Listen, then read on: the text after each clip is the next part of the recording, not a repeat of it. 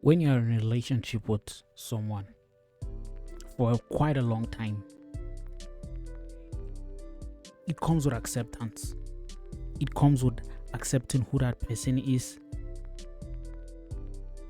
and trying to cope with the things you don't like and just loving that person for who they are. That is how I feel about FC Barcelona now. I've been supporting this club for little over 2 decades. I've been supporting FC Barcelona for more than 10 years. I think around 2006. This current version of Barca, I have to learn to love. Because when the type of performance we give away becomes frequent, it just means this is who we are. And historically, if you know FC Barcelona in the big Champions League games, we're not really good away. We have not really been a good away team in the Champions League and in big games, save for the Santiago Bernabeu, which is our playground, as we all know, our famous playground. This saying that you are as good as your last game couldn't be more true than what we witnessed today. I don't remember being as angry as I was watching a game as I was when I was watching us at the Metropolitano Stadium. My God, I was mad all through the game up until Lewis scored the winner, which we were fortunate to get, by the way. We're very fortunate, not that it was undeserved. We kept pushing, and fortune favors the brave, as we all know. But this game, I hope we never repeat it. I don't know why I keep saying this. The same thing happened at St. James Park, where we made Newcastle look like an absolutely super team. When the lineup came out, Simeone heavily rotated. He started the game with Griezmann and Almada up top. Obed Vargas, the guy they signed in January from, I think, is it the MLS or the Mexican League? He started with Koke in midfield, Diego Simeone's son. What's his name again? Giuliano on the right, and Almada, yes. Almada, Baena, yes. Nico Gonzalez at left back, Langley, Lenormand, and Molina with Musso in goal.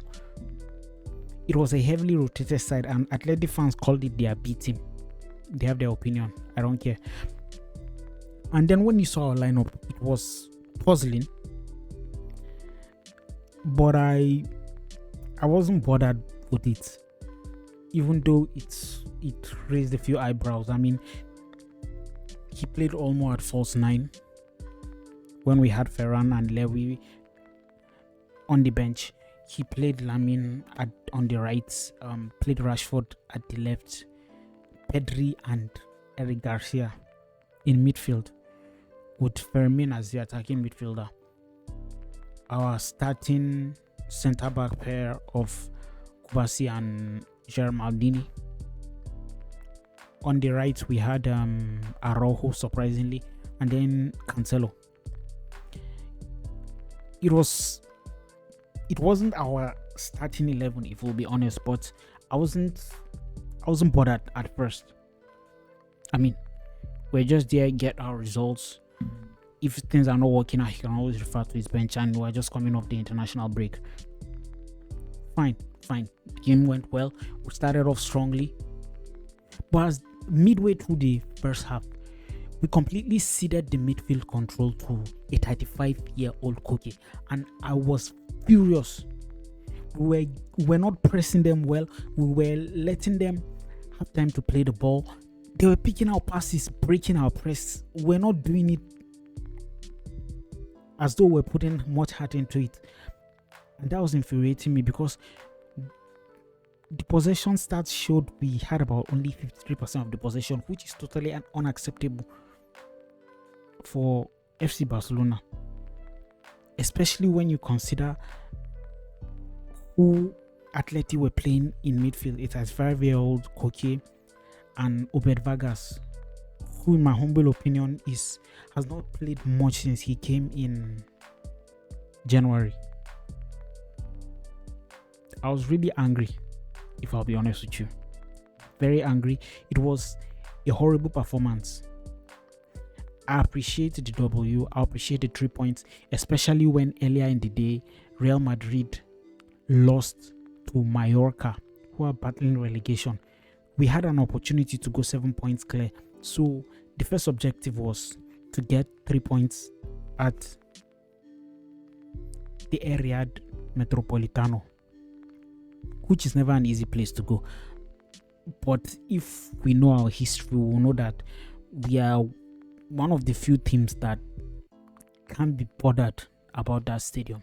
The last time we were there, we lost 4-0. Yes. So we have to give them much respect. But the performance we're putting in wasn't good enough.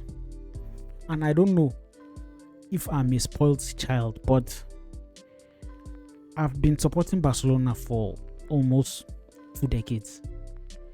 And I've seen different versions of this team, and I've become accustomed to excellence. I've become accustomed to good football. I've become accustomed to great performances. Sometimes we don't focus on the results. We try to play well and then the results will come. That's the famous Johan Cruyff mentality. You play football the right way. You play football to enjoy.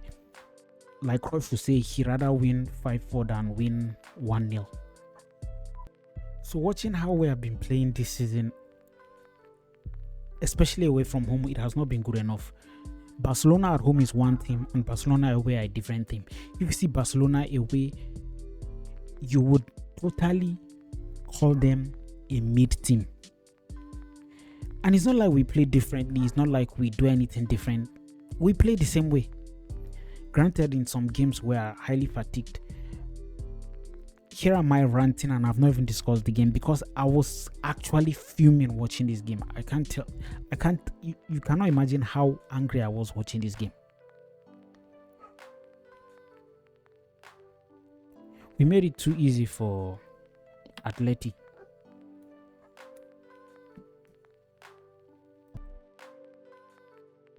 Did we create chances? Yes. Did we take them? No. At the start of the game, Lamine Yamal was absolutely electric. Even though he was playing with low energy, he wasn't running a lot. But he was picking passes in behind the defense.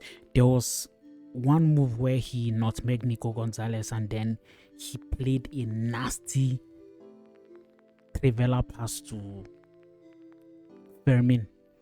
Might I say Fermin was a culprit today for one of 2 chances that he missed. He was placed 1-on-1 with the keeper and then he fluffed twice.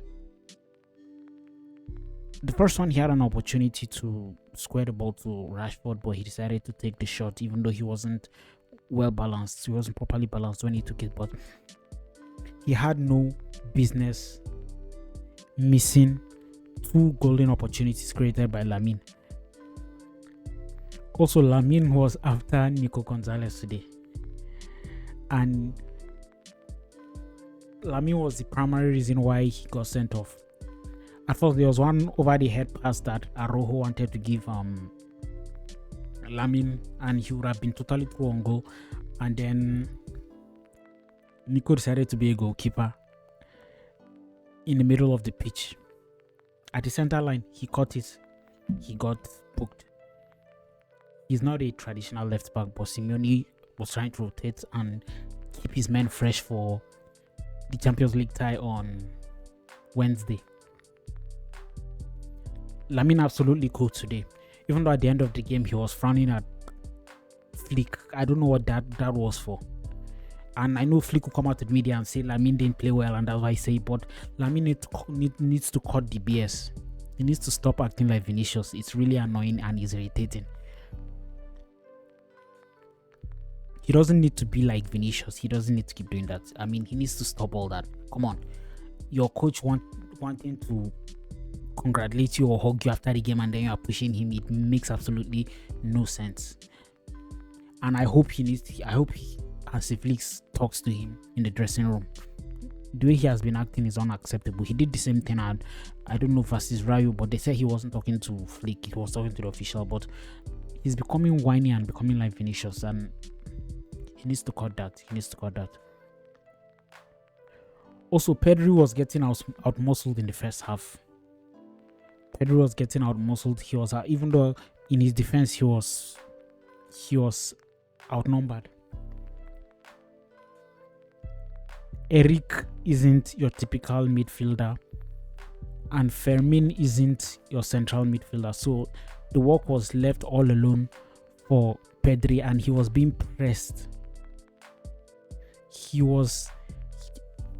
Probably the game plan was to stop Pedri from playing today. And at some point, it looked as though the Athletic players were targeting Pedri and trying to injure him because of the way they're kicking him. Actually, that's how Atleti always play against us, so I'm not surprised. But today's one was quite specific. It was as though they had a game plan to injure Pedri and make sure he doesn't play the Champions League game. I know this is a huge accusation, but I won't be surprised if they try to play dirty. I mean, I won't be surprised. Simeone and Atleti have gamesmanship in them. They have gamesmanship in them. And then the Nico red card. As a result, Nico was getting absolutely cooked by Lamine, as I was saying, and Lamine was through on goal, and Nico brought him down. At first, the ref gave a yellow card because Nico was on yellow, and then he got red. But VAR called him back to check it, and it turned out that he was the last man, and he brought Lamine down just outside the box. He was very fortunate enough that it didn't happen inside the box, even though it would have been a penalty, but he got a straight red card instead of a second yellow card that would have given me a red card. But before that, they were checking to see if it was onside. Lamine was onside. The summary of this game is we played absolutely bad. I don't want to keep narrating what and what, but I was really angry today. We played bad. We got 3 points. We are 7 points clear. Real Madrid have nothing on us. La Liga might be sealed, and by 5th May when we play La Liga, we will have an opportunity to wrap up the league title at the Camp Nou against Real Madrid. Only if we win all our games. I'm expecting Flick to rotate the squad at some point. Pedri, Lamine, and Kubarsi particularly have played insane amounts of minutes. I don't know if that is contributing to our away performances against big teams. Nevertheless, if we can remember, we played badly at the Riyadh Metropolitano. It is no longer the Wanda Metropolitano, it's Riyadh Metropolitano. We played bad, and if you compared juxtapose 4-0 results and a 2-1 result, I'll take this one. I'll take it. But we need to absolutely improve and do better in the next game against Atleti in the Champions League at the Spotify Camp Nou. Like I said, summary of the game: horrible game, great result, 7 points clear. Before I forget, we lost a couple of players to injury. Araujo in the first half had to be subbed out for Marc Bernal, and then Eric went to right back. It was reported that he was having mild pain in his hamstring. He didn't want to risk it, but further tests will tell us the extent of it and how long he'll be out. Marc Bernal coming in for Araujo twisted his ankle. He sprained his ankle, and we don't know the extent of the injury. Olmo also had cramps. I mean, Olmo played almost 90 minutes for Spain in their last game against Egypt, if I'm not wrong. So now it will be very unfortunate if we should lose Marc Bernal when he has been one of our best performers in these past weeks. I don't know, for some reason Marc Casado has fallen out of favor, and he has not been in form. He has not been able to capture his amazing 2024 form. If we can remember, when Frankie was out, Casado held the fort, and Frankie is still out. Marc Bernal is out, so it might be time to trust Casado. Who knows? Gavi is also back. It's good to know that Gavi is also back, and we'll need him for this stretch. Either way, I'll take the W. I'll take the 7 points. I leave you by saying Visca el Barça.